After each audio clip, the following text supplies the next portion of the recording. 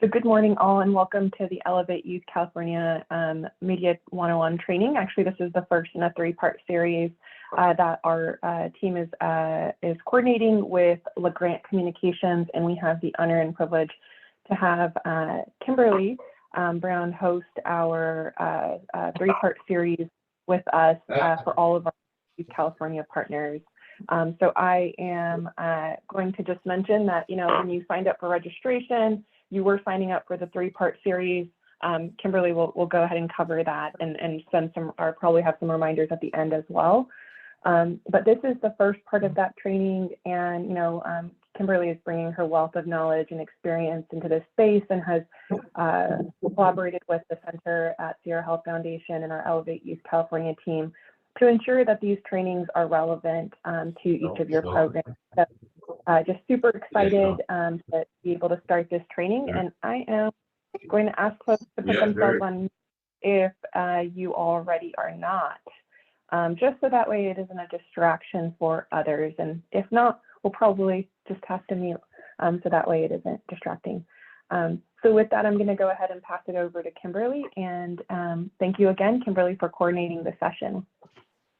Thank you. It's my pleasure to be here today. I'm just going to put my timer on so that I can stay on track. So welcome, everybody. Good morning. Good morning. Thank you for joining me virtually this morning. As Palvinder mentioned, this is a three-part series. Is my tone okay? I'm in the office, so I don't want to be too loud. Okay, great. First of a three-part series where we're going to just be talking about some basic media outlet components. So through this series, we're going to look at how your organizations can effectively use earned media tactics, as well as talk about paid media, particularly social media in your outreach efforts. As Palvinder shared, my name is Kimberly Brown. I'm Senior Director at LAGRANT Communications. And we're a full-service, small business, certified 100% minority-owned and operated integrated marketing communications agency. And we specialize in Hispanic, African-American, LGBTQIA+ consumer markets. We're 30 years with public relations, advertising, marketing campaigns for corporate, nonprofit, government agencies, etc. This is just to give you an idea of who I am. Some of our clients include CDPH, California's Vaccinate All 58, DMV, Office of Traffic Safety, Brotherhood Crusade, Planned Parenthood, and I could go on, but just to give you an idea of who I am. And so my hope is that today that you learn something that can just help you and to enhance the communication efforts that you're already doing for your various organizations. So the great news is that after this three-part series, there will be an opportunity for some one-on-one sessions with my team, and because we're going to be going through not necessarily a lot, but we're going to be going through some things that we might not be able to get to everybody's questions, so there will be an opportunity for follow-up. So throughout today, if you do have questions during the presentation, feel free to drop them in the chat. We probably won't be able to get to all of them, but we'll be sure to follow up via email with some answers to those questions. But there will be a couple of opportunities for you to be able to raise your hand and ask questions. So after I finish this first part, I will pause and allow for you to answer a few questions. So with that said, let's get started. So again, welcome. Today, before we get started, I just want to throw a couple of questions out that I want you to think about as you're hearing the information today, and incorporated, or not incorporated, but related to the current efforts that you're doing with your organizations right now. So first, I want you to think about how important communications is to your organization's mission. Secondly, I want you to think about how much does your organization need to communicate with media to achieve your goals. And then thirdly, what are your communication goals? Hopefully you already know that, but it could be as simple as you wanting to gain followers. You might not think that people know who your organization is, so you want to tell them about your organization. You want to brand it. There might be a call to action. There might be something you want people to actually do, or you just might want to trend. You just want to be out there. People know who you are, etc. So just think about that as we're going through the slides. Again, our goal today is basically to introduce you to these basic media principles. So we want to improve your understanding of how to use social media for your organization's goals, enhance how you are communicating to ensure you're meeting those goals. Help identify which social media outlets best suit your goals. And then lastly, understand how to build media lists and media relationships to achieve those goals. So let's get started. First thing that we want to do is talk about paid media and earned media. So fun fact, one of my first jobs, the question was asked to me, my first PR job was, what's the difference between paid and earned media? And so I thought I knew the answer. I kind of stumbled through it because then I started overthinking it. And I don't really believe I gave the right answer, but it's really simple because it is how it sounds, right? The simple answer is that paid media is just that. You pay for it. Earned media is free. You don't pay for it. So we like free, but it definitely takes a lot more well thought out strategy when you're talking about free media. So to give you a better stroke of what paid media is, this includes media outlets that you secure via paid transactions. So advertisements and advertorials in print, that's a perfect example. When you open up a magazine or you look at your newspaper and you see an ad, that's paid for. When you're online scrolling through different websites, or when you're on social media and you get that pop-up ad and you're like, how did they find me with those Steve Madden shoes? That's paid for, right? So with paid media, you have complete control over what your content looks like because you're submitting it exactly how you want it to that outlet and you're charged for it. So it's going to appear how you want it. So again, this takes money. So if you have a budget for advertising, that's absolutely great. That's a great avenue to go. Now, earned media on the other side, this includes content that you submit to outlets by pitching. Another word for pitching is asking. You're asking for them to cover this material that you're sending to them. So this might include story ideas. If there's something going on in your organization that you think is newsworthy, you're pitching it to them. You're asking them to cover it. You're asking them to write about it. You might have written an opinion piece or what we call a byline, which is a pre-written piece, and it might be attributed to your CEO or another thought leader in your organization who's actually talking about an issue or talking about your brand. That's considered a byline. Or it could simply be a letter to the editor. So you're earning a placement in the media outlet without payment, right? So you're securing interest from a reporter or an editor for a story idea that you have, and you're offering them some content. So unlike paid media, you don't have complete control over the content. So let's say you do offer up an interview and an editor is interested in it. So an editor does the interview. He's going to write that story, or she is going to write that story. They might not necessarily share that story with you before it prints because they don't have to. A lot of times editors would do that just so that you can see what they're going to print, but they don't have to. So again, you don't have control over what the article might say or what might run. So that's paid media, that's earned media. And sometimes the difference between the two is that it's not as clear cut. Oh, I wanted you to go to these because these are my. Hi, if you could make sure you mute yourself today. Thank you so much. So I was saying that sometimes the difference between paid and earned media is not as clear cut when you're talking about diverse media versus general market media.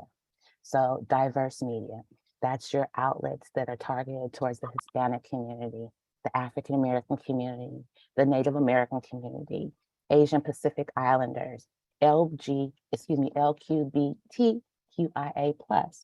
That's considered diverse media. General market are those outlets that think they reach everybody, right? So the LA Times, they think that they reach everybody by the nature of who they are. But we understand, a lot of minorities understand that we rely on our own papers and our own communities to deliver messages to us because we trust them more. So many smaller diverse media outlets such as weeklies or other community newspapers, they'll flat out tell you that unless you're willing to pay money, basically they're not going to run your stuff. So that's something that you also have to consider between paid and earned media is diverse media because they're smaller.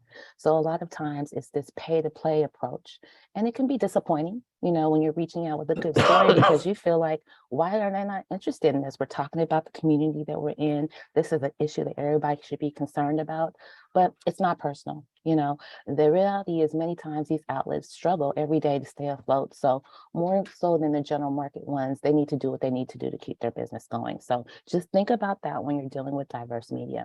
In my experience, I don't get it a lot where somebody is saying pay for play, but it has happened. So one other thing before we move to the next slide, if you have the luxury of having a marketing or an advertising department, definitely work with them to see what they're doing with media outlets, because if they have a sponsorship or if they have a paid media buy, it's something you can leverage when you are reaching out to these publications or these media outlets from an earned media side. So if you have that luxury, take advantage of it. So that's just a broad swipe at what earned media is, what paid media is, and how diverse media works within those two columns. We're going to spend a lot of our time this morning talking about social media outreach, because I understand that that's something that's really important to your organizations, and it's something tangible that you can do, and it's free, right? So social media, I know you all know, it's the process of using social networks like Instagram, Facebook, Twitter, TikTok, LinkedIn to raise awareness about your brand, about your content, and to build relationships with the community. So we're going to talk about how to do social media the right way, not be annoying, because we know from just us using it in our own personal lives, some social media can be annoying, and that's not what you want to do, because if you do too much, you'll start to get annoyed. And like my cousin said, the views will stop viewing and the likes will stop liking. So we don't want to do that, right? It's smart to use your social media accounts because I should say it's smart to use your company's, your organization's social media accounts, because you as an individual, you can still post things, support, but when it comes from the brand, it's a little bit more authentic, and people might be quicker to respond to the brand than the person. So just think about that too. You want to make sure that in your social media outreach, you're building up the brand and the organization, as well as using it from a personal aspect. So as we dig into this, again, you heard me say this earlier, be clear about what you're trying to accomplish. You know, again, is it followers? Is it call to action? What is it that you want to use social media for? So let's talk about some best practices. It's best to have a mix of content to engage your audience. That's videos, that's images, that's links. That's keep it fresh. Don't just do one thing and stay in one lane, because that's when it can get a little bit boring. And that's not what social media is about. Social media is about constantly evolving and keeping up.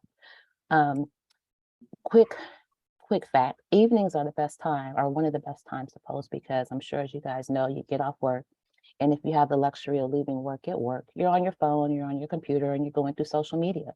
So evenings are a good time to post, because people are on, they're scrolling, and also weekend, because most people are off on the weekend. So that's when they have, excuse my light, that's when they have the most time to engaged in social media. So you don't have to only post in those times, but just as you're thinking about it, experiment, see what works best for you, but just know that those are the two key times that if you have something pertinent that you want people to see right away, those will be the best times. Content needs to align with who you are as an organization. What is the culture of your organization? You want to be authentic to that when you're on social media. You don't want to be something different and not align with who you are, because that does you no good. So be clear of who your organization is and the type of post and the type of look and feel that it should take on. It doesn't mean that you can't experiment and try different things, but just be true to who you are. Be true to your tone, be true to your profile. Twitter is the best platform for news. I'm sure you guys know that. It's like looking at a newspaper. Lots of words, lots of content, what's going on in the world. That's where people are going. Whereas IG, it's better for visuals. People want to look at cute videos. They want to look at pictures. They want to look at something that they don't necessarily have to read. TikTok in the last couple of years has become that same type of platform. So again, what works best for what you're trying to accomplish? One thing we do know is that video is the best performer. 50% more engagement. People just, again, they just want to look at something. They don't want to have to read a big paragraph, get too wordy. That's not why they come to social media. So along with that, shorter is better. They don't need to see a paragraph talking about something. They want to see a couple lines, get to the point. Maybe when you go to Twitter, you can do that, but most of the time, the rule is shorter is better. And hashtags are your friends, right? So a lot of times we have to pay to have media track to see if it's effective, who's clicking on it, what is the click-through rate, etc. But when you use hashtags, it's free and it's trackable. You yourself can go and see who's following that hashtag. And then also too, you increase your chances of your message hitting the right people, because if somebody is coming to your particular page for information because they know about your organization, they probably already have seen a hashtag associated with that content. So just think about hashtags. It's a way just to increase your chances of finding those right people and being able to track what's going on. If you have a call to action, use it. Have people react to something. That's another way you know how effective your messaging is. If you don't have a call to action, that's fine. But if you do have a call to action, make sure that you use it. And lastly, have fun, experiment, see what works best for you. There's not one way to do social media. That's the great thing about social media. It's ever changing. People are coming up with things that we would have never thought of. So don't think that there's only one way to do it. I would say if you find something that works, make sure you stick with it, but be open to new ways to do the work. So why use social media? It's a no-brainer. Of course, you're going to use social media, right? Social media is a way to get away from the gatekeepers. And the gatekeepers are those editors, those publishers, those people who control content. Social media, they can't control what you put out there. They can't control if it trends, if it picks up, if people are looking at it. It's out of their control. And so it allows for you to reach the community directly. You take out the middleman, right? So another thing, it's best to use social media with one point, one salient point. You might have 4 points that you want to talk about, but for that particular post, just post one. You can post again, post a second, post a third, post a fourth. Make it quick, make it concise, make it direct. Don't come with multiple topics and data points. Your aim is to compel somebody to want to learn more. So give them just a little bit and encourage them to do the work and find out a little bit more. It's a great way. Social media is also a great way to share information. So if you have events, if that's what your organization does, maybe you have events bi-weekly. It's a great way to remind people about these events, to tell people about these events, to post information about the event, show them what actually went on at the event, what they missed, but let them know, hey, it's another event coming up. And again, it's a great way for call to action. If there's an action needed from the public, it's a great way to share that information about the action that's needed or that you want them to take. It's a place to share all kinds of content, from flyers to infographics, to videos, to pictures, to words. Social media is just such a great opportunity to just find different ways to communicate and to utilize creative assets. So I was, a couple examples were shared with me from your organizations, and hopefully there's a few people on that this looks familiar to them. I thought that this was a great example of using video, and I'm just going to share it. You might have seen it, you might not, but let's just quickly watch it.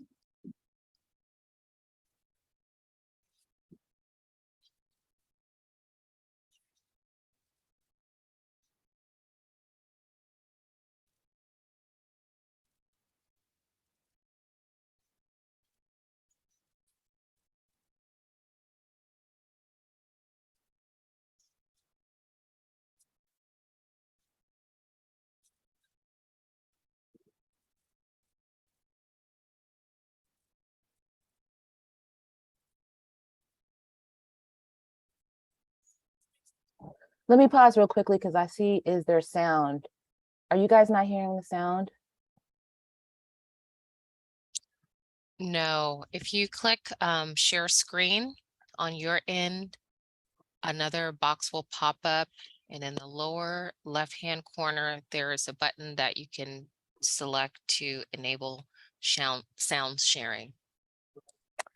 Okay, so do I need to stop sharing because I am sharing? Yes, please. Okay, stop sharing.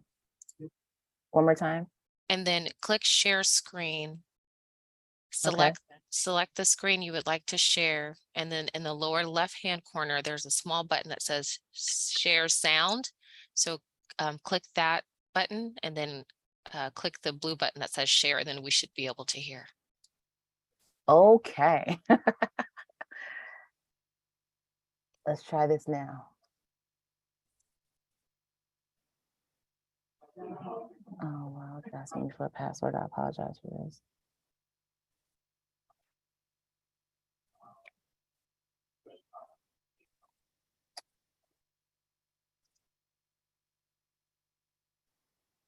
I'm not sure what the password is. Would it be possible for you to quickly share your screen and play it?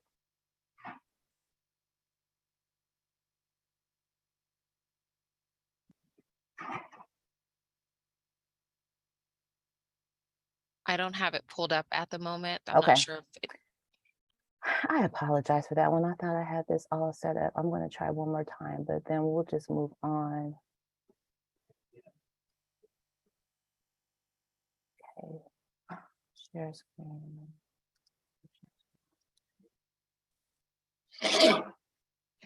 Okay, I apologize. We are just going to move on, and that's okay. Share screen, but I will. And we can drop the link to this post in the chat. So our team will go ahead and do that.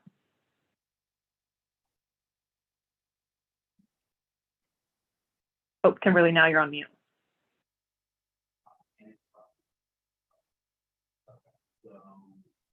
Sorry about that. So the music behind the presentation was Nipsey's last time that I checked.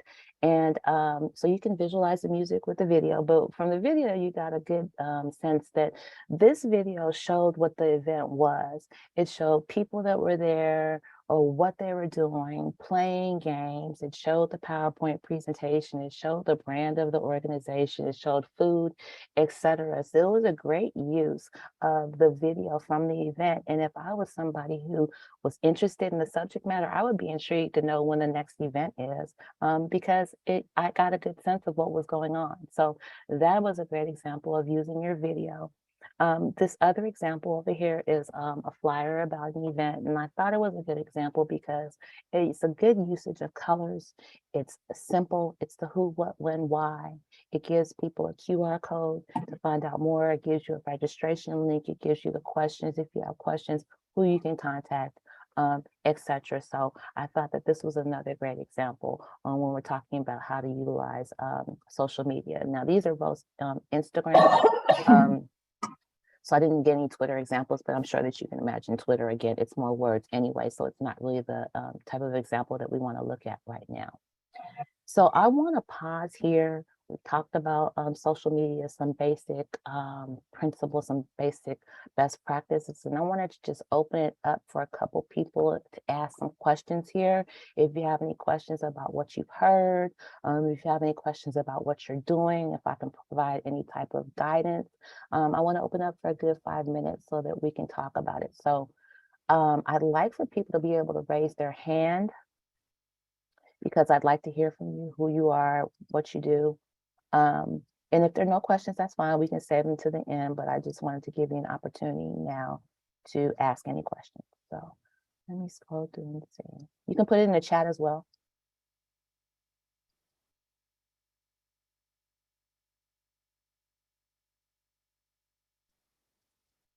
Okay, perfect. I don't think I see any questions. Okay. So we'll move on to the next session. So we've talked about earned media, we've talked about paid media, we've talked about how diverse media works within the two lanes. And so now we want to talk about building media lists and building those media relationships, because you do need those gatekeepers, as we call them. What a media list is, if you're asking what a media list, it can be referred to as a media contact list, a press list, a media database, several different ways, but it's basically a document with a list of media contacts, journalists, reporters, media influencers, bloggers, any type of media person, if you will. And it's a list of relevant people that you can pitch your assets to. So if you have a press release, or if you have a story, or if you have a thought leader, your CEO, an executive in your company, maybe a spokesperson that works with your organization, all of these things are considered your assets and what you would pitch to media outlets. The media lists are targeted, and they include media contacts from specific locations and industries. Some might be more broad. I don't know exactly each of your organizations, what you're trying to accomplish. So you might have a need for a national media list from all over the US, but normally for CBOs and smaller organizations, you're looking at your local media because those are the ones that are going to be impacted by what your organizations try to accomplish, because usually you're trying to work within your community. So media lists are about quality over quantity. And what I mean by that is that you could have a media list of maybe 100 outlets, right? From your community to regional to national. But the truth is that if you have 25 good editors and publishers that you've identified that you know are talking about your subject matter, that you know are writing about your community, that you have seen them writing about your community, those are the editors that you're going to really want to target, because the chances are that they're going to be interested in your content, right? So a New York Times, probably, yeah, it would be great if the New York Times covered your information, but they're probably not going to. And does the New York market really, are they impacted what it is you're trying to communicate? So remember, it's about quality, not quantity. Don't think just because your media list has 20 people that your media list isn't good, because they probably are the right 20 people. Again, you need to understand who your target is for your information. So who are you trying to reach? So if you know who you're trying to reach, then who are the right outlets and who are the right targets for you to utilize to reach those people? So if you're holding an event in Los Angeles, I typically wouldn't pitch to San Bernardino. Now, it doesn't mean that somebody from San Bernardino might not come to your event in LA, but San Bernardino is talking about what's happening in San Bernardino most of the time, right? So you want to make sure that you're being smart in the way that you're pitching to these editors so that you can increase your chances of success. So what does a media list look like? So for this, don't pay attention to the outlet, just more so pay attention to the format. This is the way that you want to build a media list. You want to have the outlet, you want to have the first and last name of the editor, publisher, reporter, whoever the person is. You want their title. A lot of times, some editors, depending on the size of the outlet, you might have an editor that covers community, an editor that covers finance, an editor that covers sports. A lot of times with the smaller outlets, it's one editor that covers everything, but you want to understand what that editor's focus is. So title is important, email is important, phone number is important. I would even encourage you to take this list and expand it to have a column that includes their social media handles, so that when you go to this media database, you have all the information that you want to know about that person. And again, a lot of times today, a lot of our communication is done via social media. The climate's changed from when I started, right? When I started, the phone, that was how you got in touch with people. Well, then that evolved because you stopped being able to get people's phone numbers. Editors really don't want you to call them. They want you to email them. And now a lot of editors want you to hit them up on social media. So put as much information in your media list as you need to make sure that you have a snapshot of who that person is and how to best utilize their relationship. So that's what a media list is. Okay, we know why you need a media list. Well, how do you develop a media list, right? So the first thing you want to do is understand that this is your guide. This is how you know, again, what publications, what outlets that you want to pitch to and that you should be pitching to. So the first thing that you want to do is as simple as Google. Google is actually one of the best ways to research your editor, or to research finding an editor in that space, because there's so many different ways. I'm not going to go through it because I'm sure you guys know all about Google, but there's so many ways to search. You can search your topic, you can search the publication, you can search like topics, you can search just editors, you can search the publication's website. There are multiple ways to go about it to get the information that you need, right? So with that said, Google, that's your first step. It's unlikely that you'll have access to paid for databases. And what that is Cision, it's Muckrack. These are companies that you pay them and that you can go in and find your editors and your reporters, of course, much more efficiently, because you can put in a market, you can put in a subject matter, you pay for what you get. So most of the time you're not going to make that investment. So Google is most definitely a simple way for you to be able to find the same information. It might take a little bit longer, but you can still achieve the goal. Another often overlooked way to build your media list is to actually talk to people. Talk to people in your network. Talk to people that are doing like-minded work to you. They might already know some editors, or they might already know some people that you can be reaching out to, some bloggers, to some influencers, etc. It's the same thing as when you got out of college, you network to find jobs, to find opportunities. It's the same thing when you're talking about building a media list. Network and talk to people. Ask yourself who works with that media, or who's linked to a local committee, action group, or who's well connected in the community. This is a great way to uncover hidden resources and contacts, as well as build your own existing network, because then people know that you're looking for certain type of editors. So maybe if they do come across it, they'll follow up with you. Supplement your list by looking through Google searches, again, topics, competitors, the past year. Just include, if you see a story that you saw that was similar to your subject matter, put that link into Google and see what comes up. Utilize Google in as many ways as you possibly can. Do your research. You might end up finding yourselves 3 hours later still researching, but sometimes that's what it takes. And eventually you're going to get to where you want to go. Locate contact information by checking the journalist's social media profile. A lot of journalists, again, nowadays don't want you emailing them or don't want you calling them. They want you contacting them through their social media. So look at their social media profile, Twitter, Instagram, LinkedIn, as well as, again, go to the company's websites. A lot of publications actually do have good contact information. You could simply go to their website and you can find the editor and you can find the information that you're looking for. But for a lot, it's a search. It's as if sometimes you feel like they don't want you to find them, but it's not that. I think it's just them managing the amount of emails or the amount of calls that they get. So it's a give or take, but the first step will probably be to check the website, because you might just find what you need right there.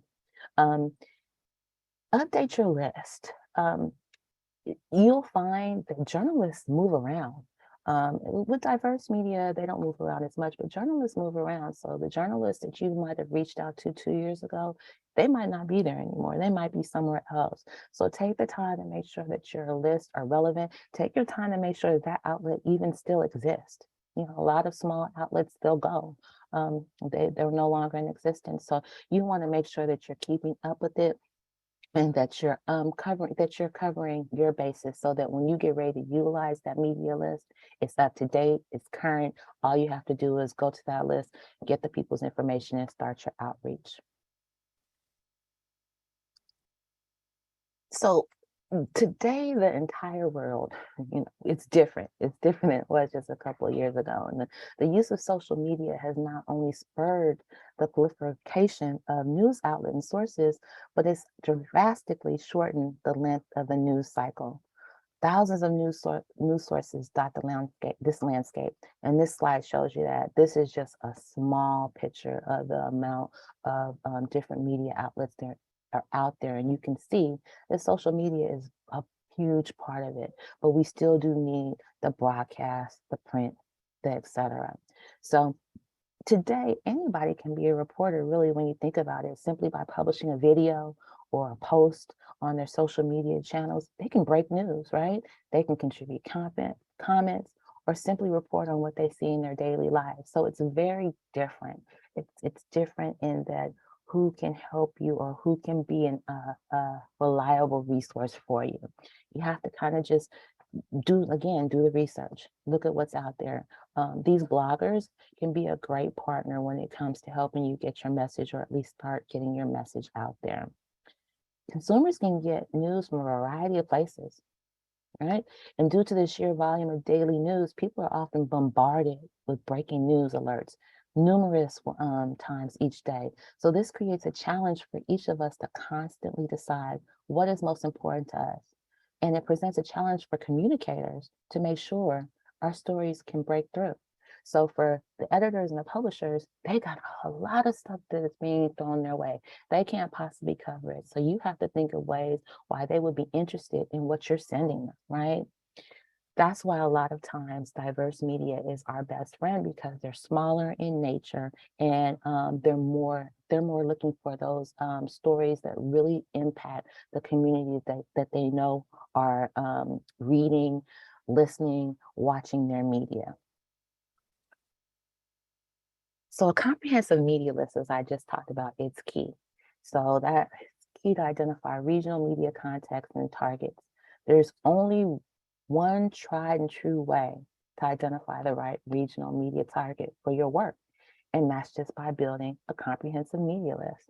They're absolutely critical. Media lists are critical to driving results and making sure your message reaches the right audience. Not that you can't just not have a media list or not know who's talking about your subject matter and think that you're going to make an impact on your community.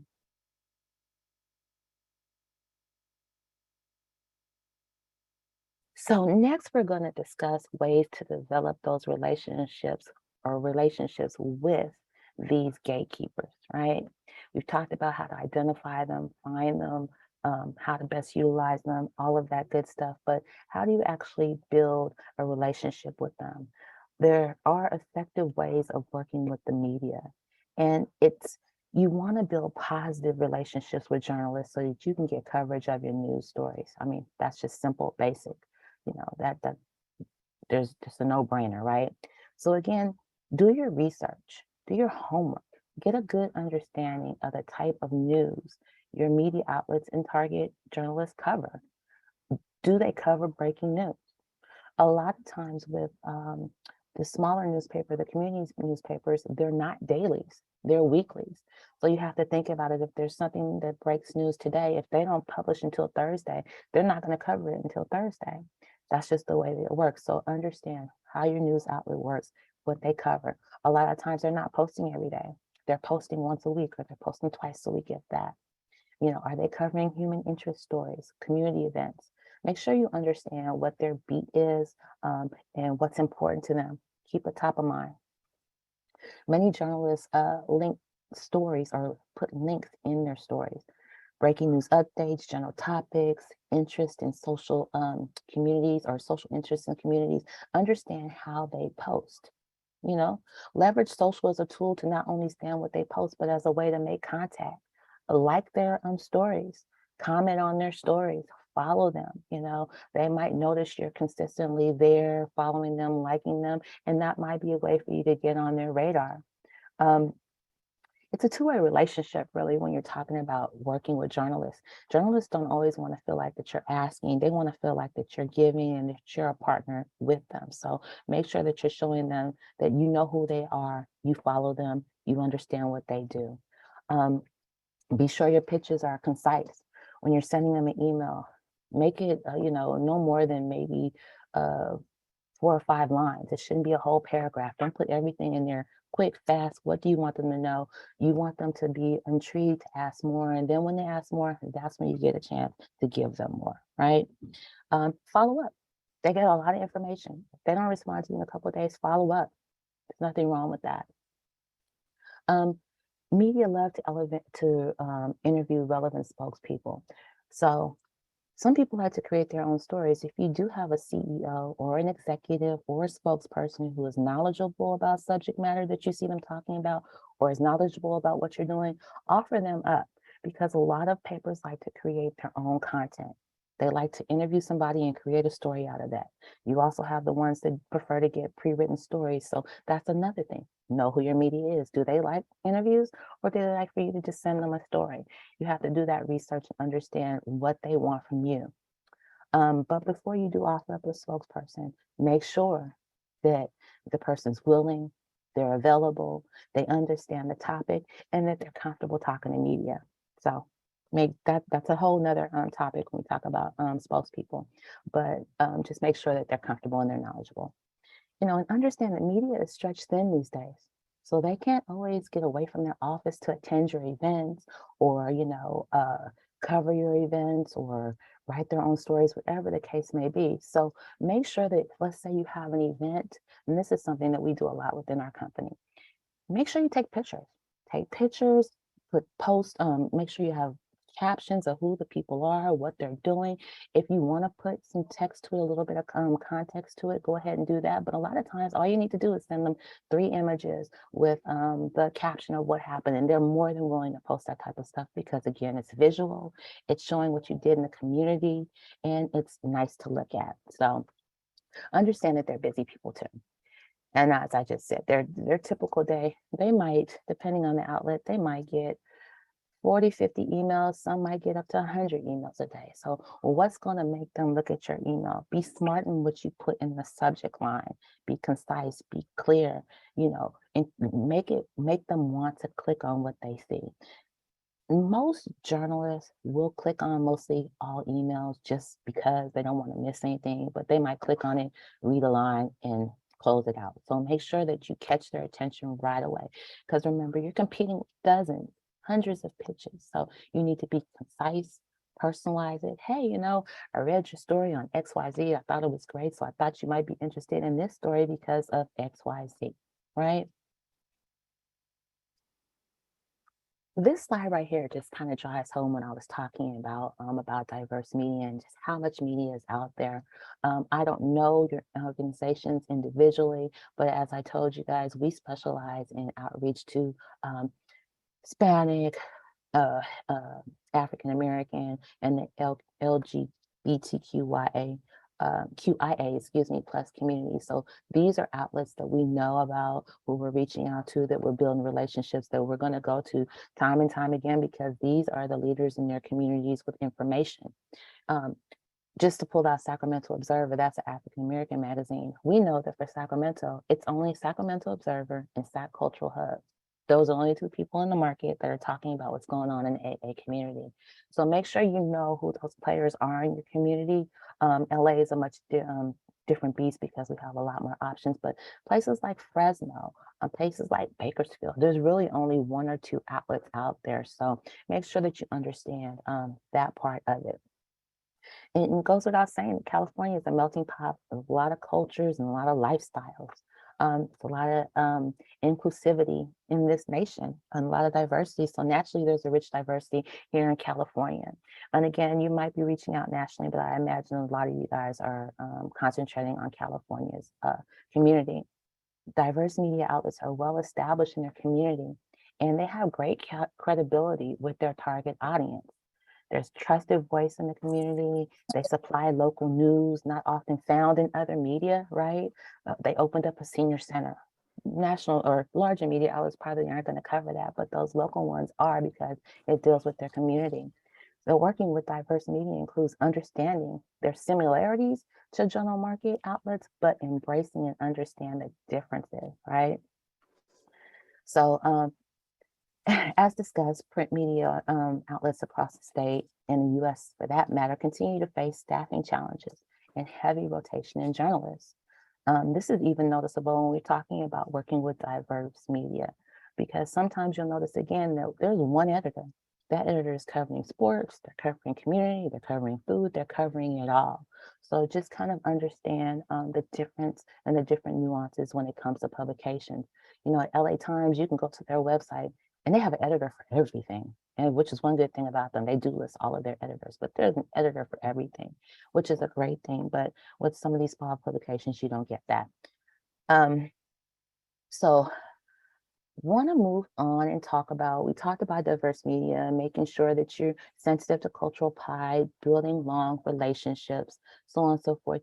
There's cultural pride amongst these groups of people that we've been talking about. Because of this, it's always a good idea to approach the media and represent them with respect and recognition of their traditions and the many contributions to American society. That is the purpose of diversity media, because they understand that they take pride in it. So use that to your advantage. Focus on building long-term relationships. Get to know them. Don't always just pitch to them. Again, check in with them if you can here and there. Make it feel authentic. Don't be afraid to ask about their work, their experience, but do remember they represent an outlet. So don't ever go off the record, but at least try to build those personal relationships because it will be important and they will recognize you, especially when you're going back to them time and time again.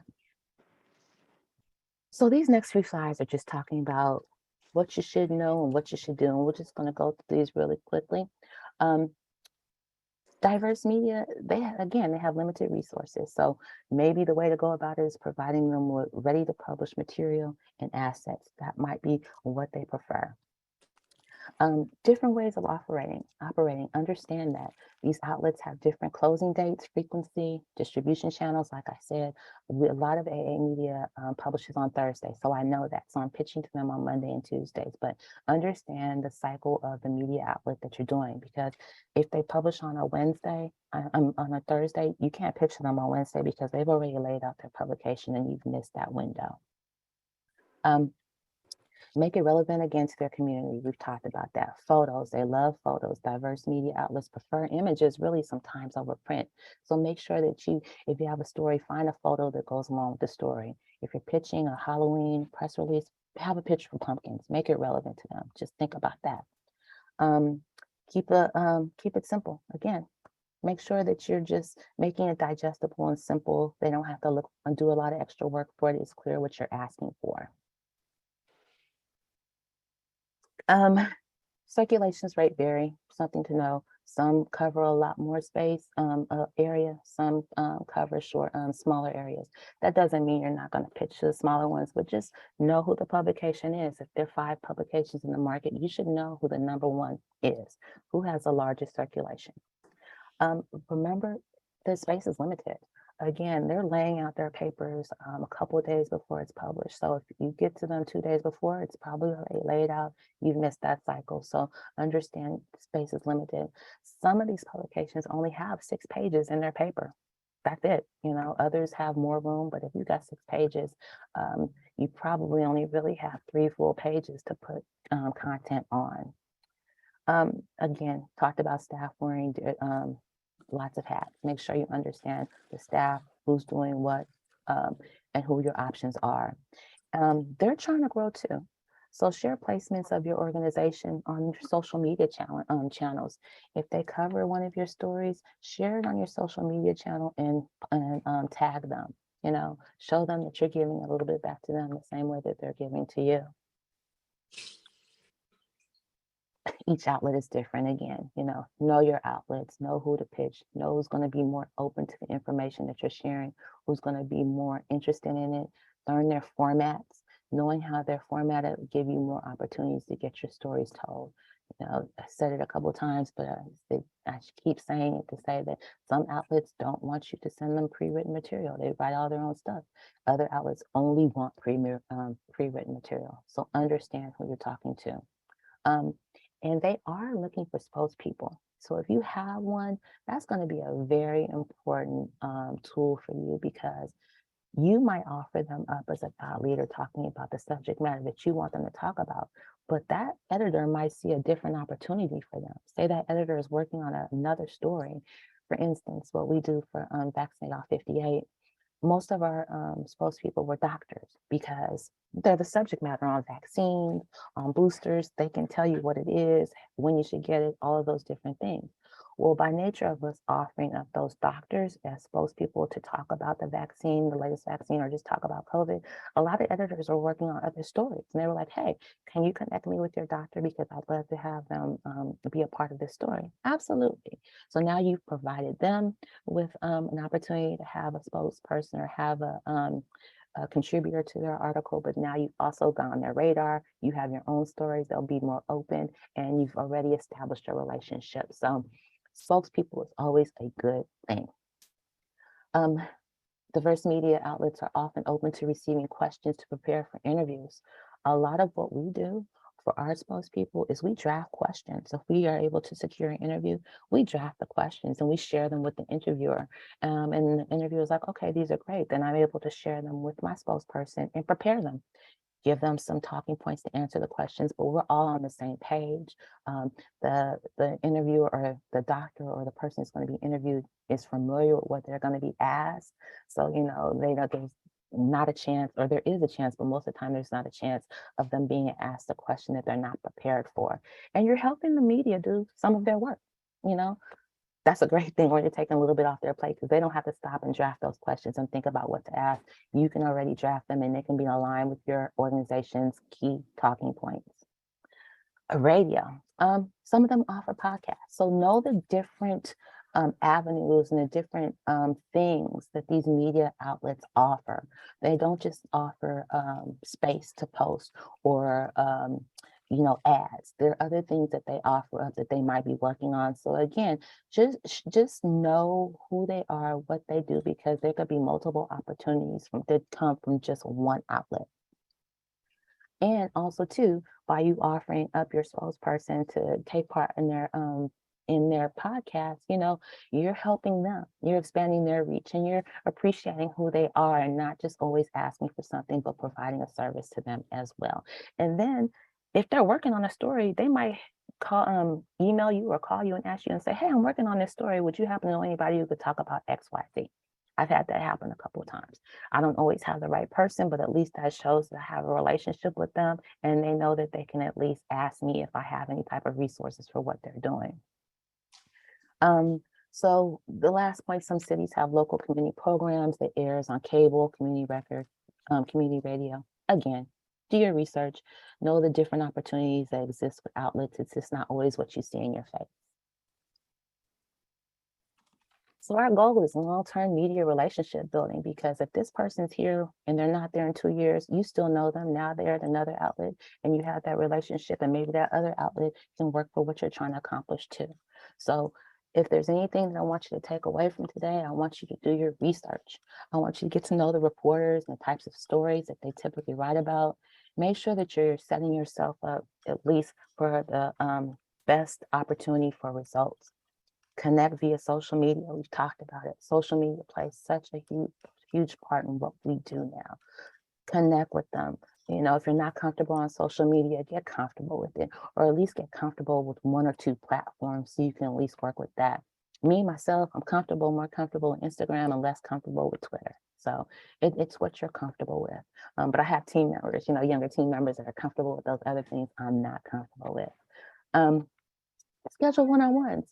If you're able to make that relationship and get them talking to you via email, via phone, whatever it is, schedule some coffee. Take them to coffee. Do something outside of the office that's just not about you asking them for something. It's building a relationship. Be a resource. Again, if you have a spokesperson, if you have somebody who can talk about subject matter they're interested in, let them come to you for that type of information, because again, then you become a resource for them and you guys can work together. And be responsive. If they send you an email, respond. You know, the same thing that you would want from them, you know, they don't respond in the same way that we do, but just for your own self, be responsive and be respectful. We call these the 3 R's. Be a resource, be responsive, be respectful. Give media assets that will help them do their job, make it easier, make it faster, make it more efficient. So I'm going to leave you with what to remember. Besides that slide we just talked about, these are 3 things I want you to remember: that it's a fractured media environment. The landscape today is extremely fractured and looks much different than it did a few years ago. And social media has drastically shortened the length of the news cycle. You know, it can reduce it from 24 hours in many cases to 24 seconds, because the next thing might hit 30 seconds later. So this shortened news cycle also has caused a change in the way that news is distributed across different types of media. Several different types of media that you need to engage, interact with to achieve your goal of distributing your news and messages. So make sure that you're looking at all of those different arms of what media is. Get a great media list. We've talked about it. It's gold, right? Build your media list. Start simple with a Google search for local newspapers, TV, radio, digital websites. Supplement it with journalists that have covered topics recently.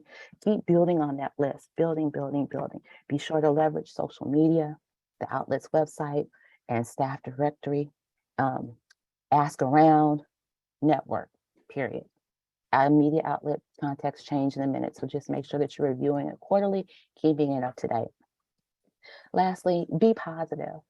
Build positive relationships with media. Remember that they're people too. So you should view your media relationships as long-term relationships and treat them as such. Become a trusted ally for your local media by doing your research, connecting via social media, and taking time to make a personal connection.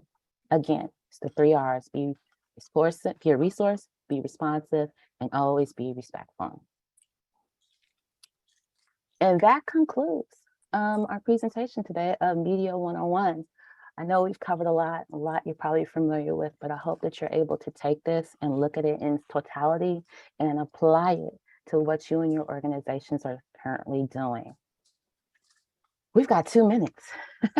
So I don't know if we have time for questions. I apologize for that, but that's a good thing that we took up the hour. Again, we will be sure if there are any questions that were in the chat that we can answer and follow up with. We'll be sure to work together to get those to you. If you're a part of the second series, I look forward to seeing you on Thursday, where we're talking about how to engage media. We've learned about these principles, and now we're going to take it to another level. So I'm going to turn it back over to Palvinder and let her close it out. But thank you so much for joining me today. Thank you, Kimberly. We really appreciate the session. And as Kimberly mentioned, this is the first of a 3-part training. So hopefully folks have registered for the second and third trainings as well. And as Kimberly mentioned, there is going to be an opportunity to do one-on-one training to dive deeper into each of the topics that we're covering and really look at how this is applicable for your organization and the sort of media that your youth are leading or your organization is initiating with the Elevate Youth California program. So we're going to go ahead and end on time. So we'll go ahead and end today's session, but just wanted to say thank you to all the folks who joined, and this training will be available as a recording later on too. Thank you all.